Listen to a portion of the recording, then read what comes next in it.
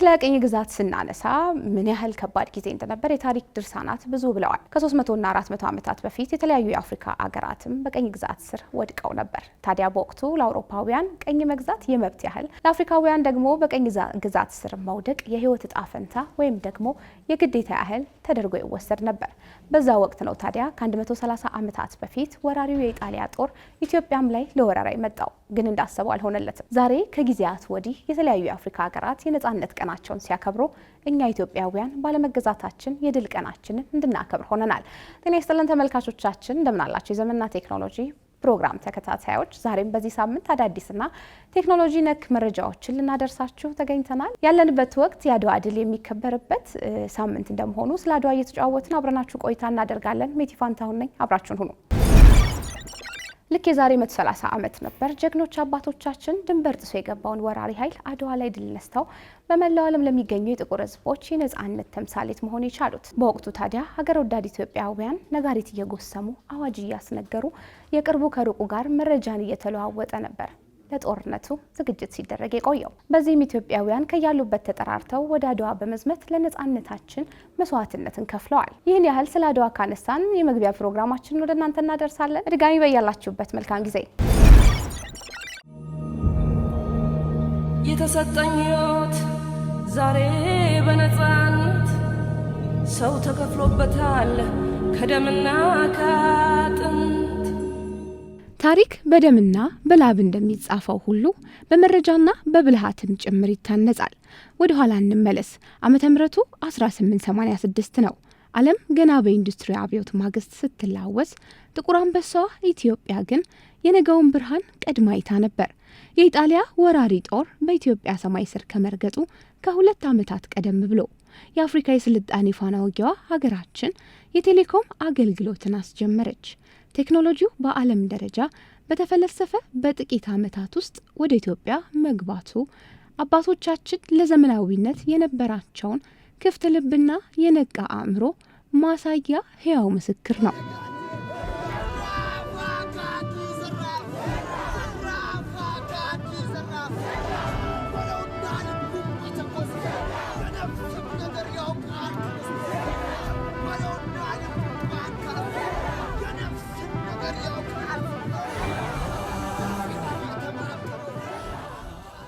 ከሐረር እስከ አዲስ አበባ የተዘረጋው የ477 ኪሎ ሜትር የሽቦ መስመር በወቅቱ የነበረውን የርቀት ጋሬጣ ሰባበረ። መረጃ እንደ ንፋስ ፍጥነት መረማመድ ጀመረ። ይህ መሰረት ነው እንግዲህ ለታላቁ የአድዋ ድል እንደ አንድ ወሳኝ ስትራቴጂ ያገለገለው። ሯበልዬ ይዘ ጀግና ልጅ ይዘ ሰውዬ ሯበላተ ሯበልዬ ይዘ ጀግና ልጅ ግባለኝ ይድረሰው ለዛ ሰው ወራሪውን ለመለሰው የነጻነት ተምሳሌት አድርጎ ስሜን ክብር ላለበሰው ያረክልኝ ብዙ ነው ከፍዬም የማልጨርሰው ያረክልኝ ሁሌ አዲስ በሄድኩበት የምለብሰው። በ1888 ዓ.ም የጥቁር ሕዝብ ኩራት የሆነው የአድዋ ድል ሲበሰር ኢትዮጵያ ሉዓላዊነቷን በደሟ አረጋገጠች። ነገር ግን ድሉ የጦር ሜዳ ብቻ አልነበረም፣ የቴክኖሎጂና የዲጂታል ሉዓላዊነት መጀመሪያ እንጂ። ከድሉ ማግስት የቴሌኮም መስመሮች መዘርጋት ማዕከላዊ መንግስቱ ከዳር እስከ ዳር ካሉ ግዛቶች ጋር በአንድ ቃል እንዲገናኝ ያደረገው። መረጃው የደረሰው መሪ አገሩን የመጠበቅ አቅሙ የላቀ ሆነ። የአድዋ ድል የፈጠረው መረጋጋት ኢትዮጵያውያን ከውጭ ዓለም ጋር በቴሌግራፍና በባቡር መስመር እንድትቆራኝ መንገድ ከፈተ። ጅቡቲን ተሻግሮ እስከ አውሮፓ የሚደርሰው የቴሌግራፍ ድልድይ የኢትዮጵያን ድምፅ በዓለም መድረክ ከፍ አድርጎ አሰማ።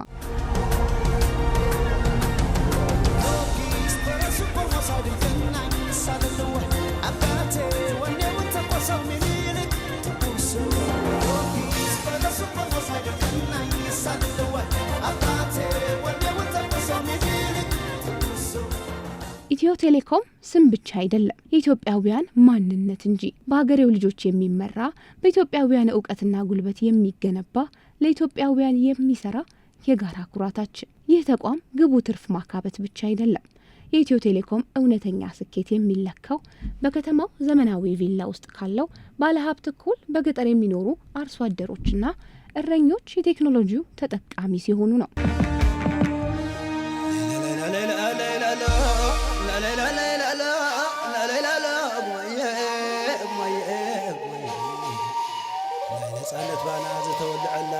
الحبشة استسعرلا تاريخ عدوى قتل على الكلا يا ود غبي جنرال قالوا لا ርቀት ሳይገድበው ተራራ ሳይበግረው ገጠር ከተማ ሳይል በኩልነት የሚያገለግል የህዝብ አለኝታ ነው። ዛሬም በዲጂታል ዘመን የኢትዮጵያ ኢኮኖሚ ከዓለም ጋር ተወዳዳሪና አሸናፊ እንዲሆን ሌት ተቀን የሚተጋው ይህ ግዙፍ ተቋም የዲጂታል ሉዓላዊነታችን ዋስትና ነው። ለኢትዮጵያ የኢኮኖሚ ስብራት መድኃኒት፣ ለወጣቱ የስራ ዕድል ፈጠራ መሳሪያ፣ ለነጋዴው የገበያ ትስስር ድልድይ ሆኖ ሲያገለግል የሁላችንም ኩራት መሆኑን በተግባር እያስመሰከረ ይገኛል። አዎ ኢትዮ ቴሌኮም የሀገራችን ሰንደቅ ዓላማ በቴክኖሎጂ ሰማይ ላይ ከፍ አድርጎ የሚያውለበልብ የኢትዮጵያውያን የዘመናት ቅርስ ነው።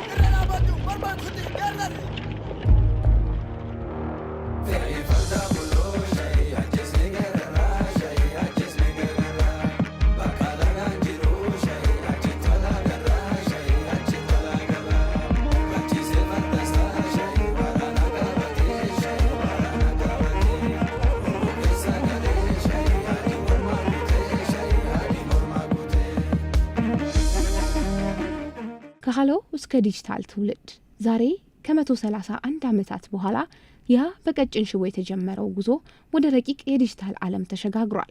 ትናንት ሰዎችን በሃሎ ሃሎ ለማገናኘት የነበረው ጥረት ዛሬ የሰዎችን የዕለት ተዕለት ህይወት ወደሚቀይር ግዙፍ የቴክኖሎጂ አውታርነት አድጓል። አሁን ላይ ስልክ መነጋገሪያ ብቻ አይደለም፣ ስልክ መገበያያ ነው፣ ገንዘብ መቀባበያ ነው፣ የስራ ፈጠራ መሳሪያና የእውቀት ምንጭም ጭምር ነው። ኢትዮ ቴሌኮም በአፍሪካ ቀዳሚነቱን እንደያዘ ዛሬም በ5G ቴክኖሎጂና በዘመናዊ የሞባይል ገንዘብ አገልግሎት አህጉራዊ አሻራውን እያሳረፈ ይገኛል። የሰው ልጅ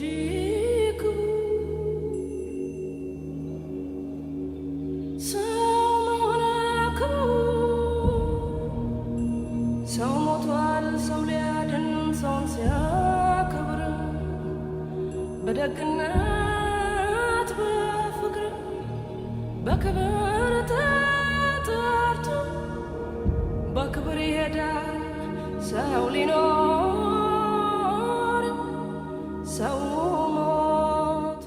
ትናንት በአባቶቻችን ራዕይ የተጀመረው ይህ ታላቅ ተቋም ዛሬ በልጆቻቸው እጅ ተኮትኩቶ ለዓለም ተርፏል።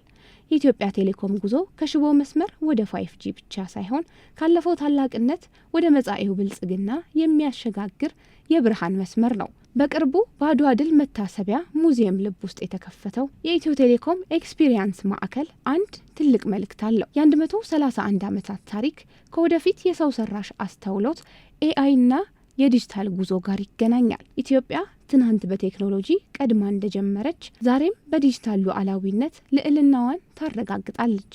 የአድዋ መንፈስ በሽቦውም በሞገዱም በዲጂታሉም ዓለም ውስጥ ሕያው ነው። ትናንትን የሚያውቅ ዛሬን የሚመራ ነገን የሚተልም የኢትዮጵያ ኢትዮ ቴሌኮም።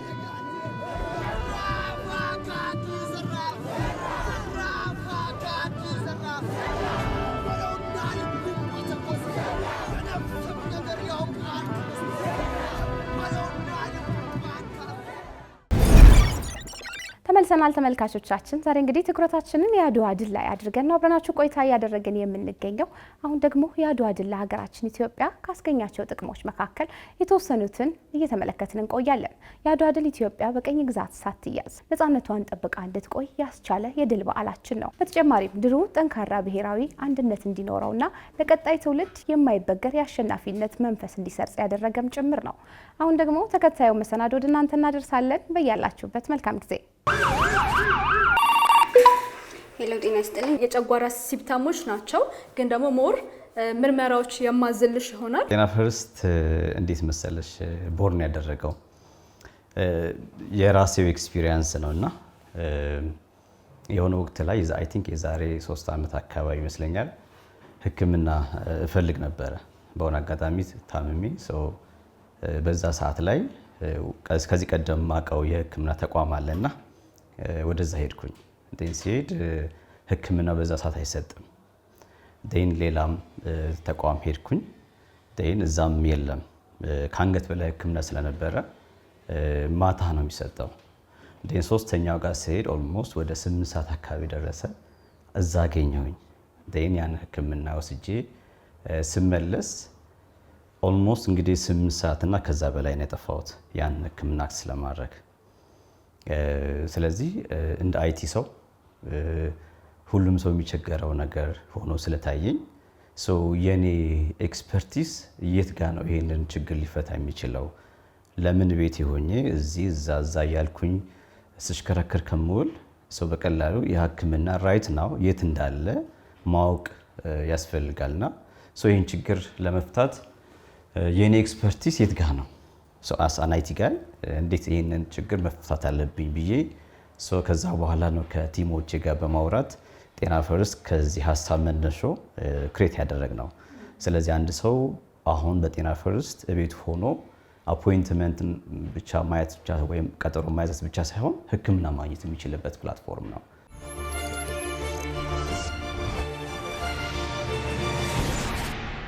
ጤና ፈርስትን እንግዲህ ሪያላይዝ አድርገን ከአይዲያ ወደ ፕሮዳክት ቀይረ ነው አሁን ከ11000 በላይ ታካሚዎችን ሰርቭ አድርጓል። ገጠር አካባቢ ያሉ ሰዎች በደንብ ይጠቀሙታል። በተለይ የጤና አክሰስ የሌላቸው ሰዎች እና ኦፍኮርስ ህክምና ነው እየሰጠን ያለ ነው።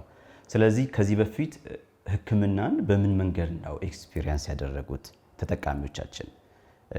ረጅም ሰዓት ረጅም ርቀት ሄደው ረጅም ሰዓት ሰልፍ ተሰልፈው ኢቨን ህክምና ሳይዳሰስ አንድ ሰው የታከመ ላይመስለው የሚችልበት ሀሳቦች አሉ።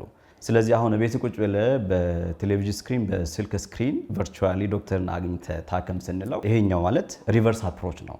ህክምና ለማግኘት ወደ ተቋም መሄድ ነበረበት። አሁን ህክምናው በቤቱ መጣለት። ሁለተኛ ቴክኖሎጂ ነው። ስለዚህ through the phone through the audio or video ኮሎች ህክምናን አክሰስ የሚያደርገውና እነኚህ በጣም ትልቅ ሬዚስታንሶች ነበሩ።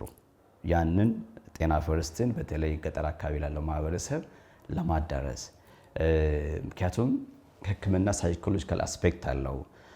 ድሮ ትዝ ካለሽ ህፃን ሆነሽ ህክምና ተቋም አሞሽ ስትሄጂ ዶክተር ወይ ጋውን የለበሰ ዶክተር ስትመለከች ህመምሽ ጠፍቶ ሊሆን ይችላል እና ኢማጂን ሳይኮሎጂ አስፔክት አለው ማለት ነው እና እሱን በቴሌቪዥን ወይም በስልክ ቨርቹዋሊ አግኝተ መታከም ትረስት ቢውል ማድረግ አለበት።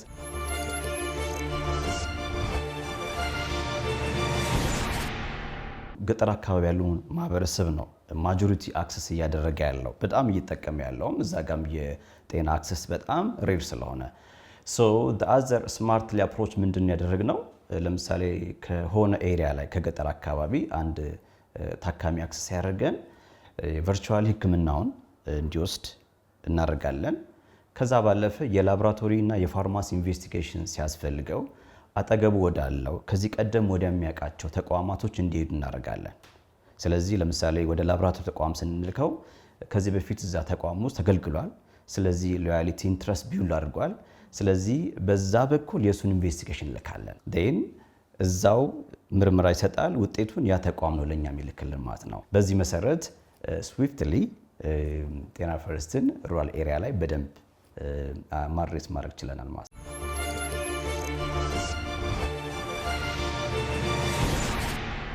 አንድ ሰው ዊዝን 5 ሚኒት የሚፈልገውን ስፔሻል ዶክተር አክሰስ ማድረግ መቻል ትልቅ ነው። ኤኒ ታይም ኮኔክት የምታደርግበት ዊዝን 5 ሚኒት አክሰስ የምታደርግበት የግል ዶክተር አለሽ ማለት ነው። ያ ዶክተር ቨርቹዋሊ ቁጭ ብሎ ብዙ ፔሸንቶችን ሰርቭ ማድረግ ችሏል ማለት ነው። ህክምናን አክሰስ ለማድረግ የምታወጫቸው ትራንስፖርቴሽኖች አሉ፣ ዌይቲንግ ታይምሽ አለ። እነሱ ተጨምረው ነው ህክምና ውድ የሚያደርጉት። አንድ ከገጠር ያለ ሰው አዲስ አበባ መጥቶ ህክምና አክሰስ ለማድረግ ሳምንት ሊቆይ ይችላል።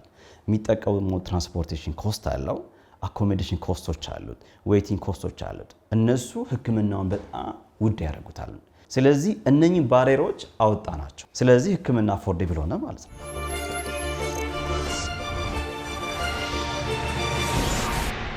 ጤና ፈርስት ኢዝ ቴሌሜዲሲን ፕላትፎርም ነው። ሜዲሲን ፕላስ ቴክኖሎጂ ነው። ስለዚህ ኢትዮ ቴሌኮም ዋን ኦፍ ቴክኖሎጂ ፕሮቫይደርስ ጤና ፈርስትን ስናስብ ዊዛውት ኢንተርኔት ኢንፍራስትራክቸር ኢት ዳዝንት ወርክ ዊዛውት ፎን ኮል ኢት ዳዝንት ወርክ ክላውድ ኢንፍራስትራክቸር ኢት ዳዝንት ወርክ። ስለዚህ ኢቨን ኮንታክት ሴንተራችን ኢትዮ ቴሌኮምን ነው የምንጠቀመው እና በዚህ ረገድ ኦፍኮርስ የመጀመሪያ ሪች አውት ያደርግ የነበረውም ኢትዮ ቴሌኮምን ነው። ኮል ሴንተራችንን ከነሱ ጋር ወደ እየሰራን ያለ ነው እና ቴሌሜዲሲን ዊዛውት ሰች ካይንድ ኦፍ ኢትዮ ቴሌኮም ወይም ደግሞ ከቴክኖሎጂ ውጪ ልታስብ ያትችል ኢንፍራስትራክቸር ከኢትዮ ቴሌኮም ነው እያገኘን ያለ ነው። ከዛ ባለፈ የክፍያውን ስርዓትን በተመለከተ የምንጠቀመው የቴሌ ብር ነው። ስለዚህ ሰዎች ባሉበት ቦታ ሆነው በቀላሉ መክፈል የሚያስችላቸውን ነው።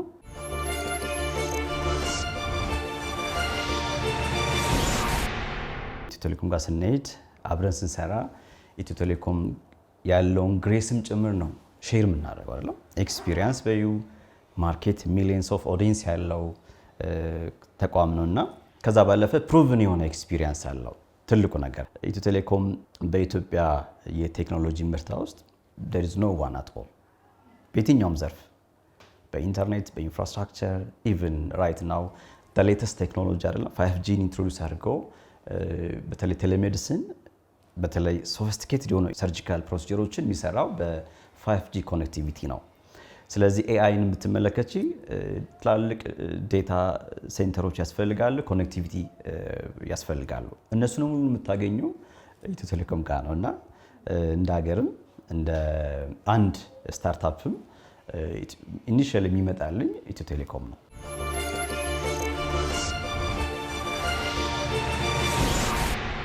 የነገዋ ኢትዮጵያ በቴክኖሎጂ በሁሉም ዘርፍ ቴክ ላይ፣ አግሪካልቸር ላይ፣ ሄልዝ ላይ፣ ሌሎች ዘርፎች ላይ በጣም አድጋ ራሷን ችላ ምናልባት ለአፍሪካ ተምሳሌት የምትሆን አገር ኤክስፔክት አደርጋለሁ። ጤና ፈርስት እንግዲህ ለብዙ ሰዎች ከኛ ሀገርም አልፎ ለአፍሪካም ጭምር ሕክምናን አክሰስ ማድረግ የሚችሉበት ሰዎች በቀላሉ ሕክምናን በእጃቸው ባለው ስልክ አክሰስ ማድረግ የሚችሉበት ከኢትዮጵያም ውጭ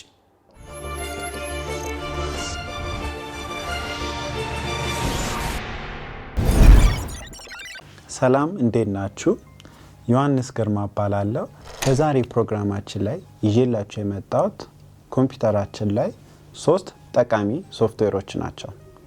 እነዚህ 3 ሶፍትዌሮች በተለያየ ዘርፍ ላይ ያገለግላሉ ብዬ ስለማምን ነው።